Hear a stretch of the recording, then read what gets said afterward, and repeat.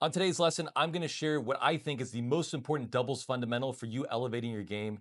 It helped me win 9 national junior doubles championships. It helped me become an All-American at Duke. I played in the US Open when I was 17 years old. So this has worked really well for me and my players. And I'm going to demonstrate with a game from someone I coach remotely so you can kind of see what I'm looking for. And at the end of the video, I'll even address any possible objections you might have to this important fundamental. All right, so we got the first point here, and you can see my player at the net is slightly closer to the center line than the sideline, which is what I love for a starting position.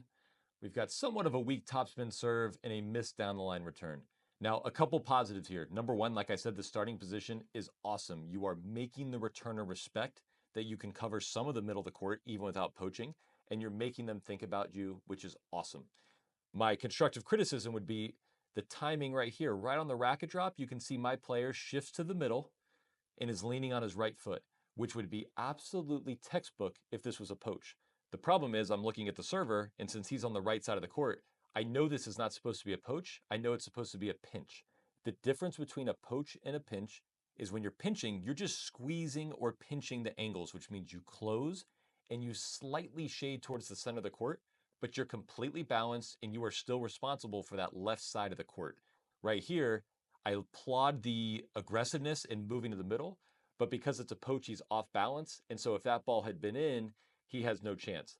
But the fact remains, my player was aggressive, moved to the middle, and was able to force a return error off a serve that was probably average quality at best. All right, point number two, same awesome starting position. I love it. A pretty good body serve, return down the line. We stay alive with a half volley and we force an error. Okay, couple things here. Again, loving the starting position. Typically, returners are going to want to return in the same direction that they are moving if it's a forceful movement. So this body serve was very quality, and you can see the returner is moving to our right, his left, which means it's more likely that he's going to return in the same direction that he is moving. So we called a poach on this play. You can see that the server is covering the right part of the court. I would recommend calling a poach on a T serve here, where the returner would be moving to our left, his right. So the play call probably wasn't ideal, or the server missed the location. No way for me to know watching this. The timing of the poach from my player is great. We have now made the returners go down the line twice. And again, just because you got beat down the line with this return here, doesn't mean you're going to lose the point. It's in the singles court. That's great. We throw up a very average half volley, but it's in the court, and then we force an error. All right, we got point number three, and I left this miss serve in here so you can see this was the 1 second serve of the game. And obviously on second serves, returners tend to try to be a little more aggressive, and it's a little easier to return, no question. It's actually a great wide serve and an absolute bullet return winner in the alley. And some of you out there are going, see, look how often that happens. Yes, it's going to happen some. It's not going to happen often. And so you can see a couple things here. Yes, the serve is really wide. My player actually shifts to the left slightly, which is completely fine because the returner is so far out of the court. The angles dictate that you can still cover the middle of the court even by sliding left. And yes, the return goes perfectly in the alley. It's an awesome shot. And watch my player at the net. Clap your racket because you understand that that is the minority, not what is going to happen most of the time. All right, fourth point. Same starting position. I absolutely love it. Good serve, a poach with an average volley, and a missed return. Okay, a couple things about this poach. You can see the returner this time actually has to move to his right, our left, right away. He's basically balanced, so there's nothing forcing him to go down the line. My player's timed the poach pretty well. He's in the middle of the court. His left foot is planted towards the middle so he could push off if necessary.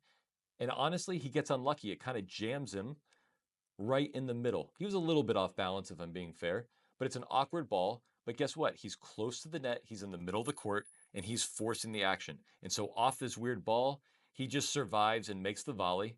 And he gets a little lucky that he forces an error, but he created his own luck by putting himself in the middle of the court and surviving what's a very, very difficult, awkward return. 40-15, and if we start poaching a lot, what's likely to happen, or what should happen, is people should start lobbing just like this. And that's actually an amazing lob. But if they can't go around you, they're going to have to start going over you. And this is something you're going to have to plan for. You're going to poach early, and then you're going to have to, number one, make sure you have a quality overhead, but also know what is the baseliner going to do when he gets lobbed? Is he going to lob it back? Is he going to swing volley? But this is a very normal response to someone who's aggressive to the net, is you're going to start seeing a lot of lobs. All right, last point here, it's 40-30. You can see a nice body serve. We got the good starting position and a forehand return in the net.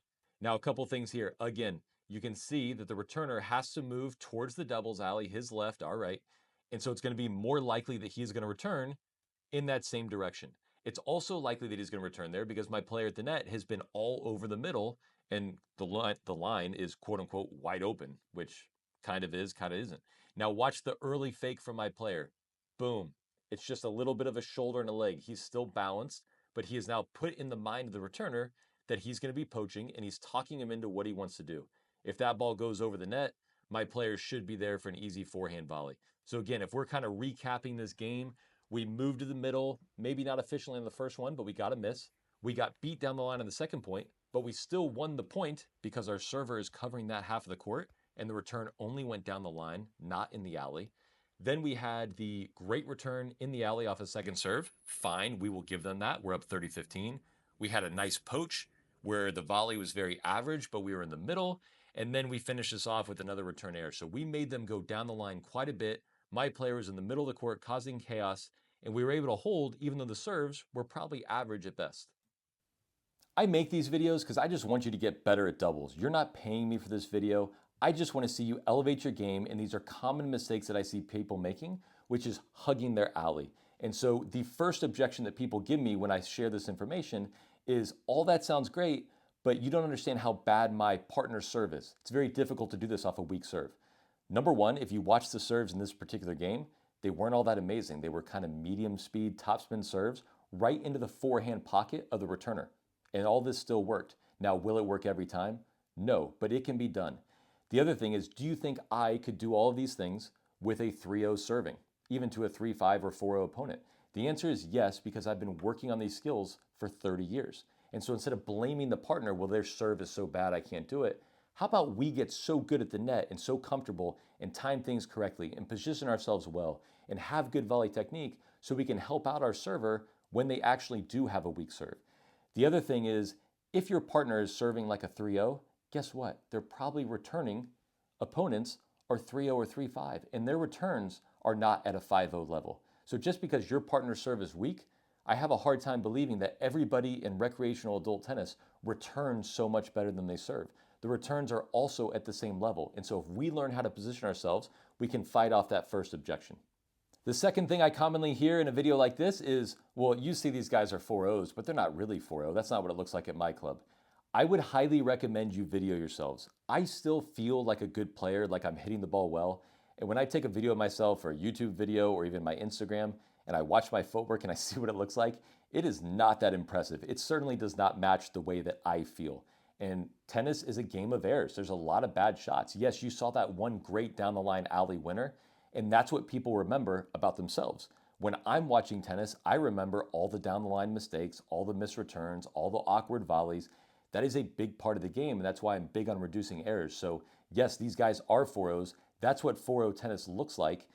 Honestly, that's what pro tennis looks like, just with better ball striking. There's still a ton of missing. And so, yes, these are 4-0s. It can work at any level. It works at the pros, and it works in recreational tennis as well. Objection number 3 is you're at home and you say, I've tried this, but I still get beat down the line all the time. We always have to clarify, are you getting beat down the line in the singles court or in the doubles alley? If you're getting beat down the line in the singles court, you are either positioning yourself too far to the middle or your balance is off, and those are things we have to address, but that's an execution error, not a mental error. You're doing the right tactic, just not as efficiently as you want. If they're hitting down the line in the alley consistently, I personally have never seen it, and I would love for you to send me video of these matches. And it really shouldn't happen for 2 reasons. Number one, because I've never seen any player of mine, D1 college All-American, all the way down to a 3-0, be able to hit the alley consistently. But even if they could, if I was playing you and you hit it in my alley, let's say 10 times in the first set, well, it should happen 0 times in the second set because I should obviously slide over at that point. So there never really should be a case where you get beat more than 5 to 10 times, because if in this unicorn situation it was actually happening, we would make an adjustment and obviously cover where the ball was going. So if you're still with me at this point, you're either hate watching this video and disagreeing with everything I say, or you're loving the content and realizing it could help your game. And if you want me to work with you one-on-one moving forward, I do remote coaching. I have the link in my description for the video. I go through video review just like this with you over Zoom. We develop practice plans. We keep in touch. We see how things are evolving, what we need to tweak. But I would love to help you out. I love helping players, and that's why I make these videos.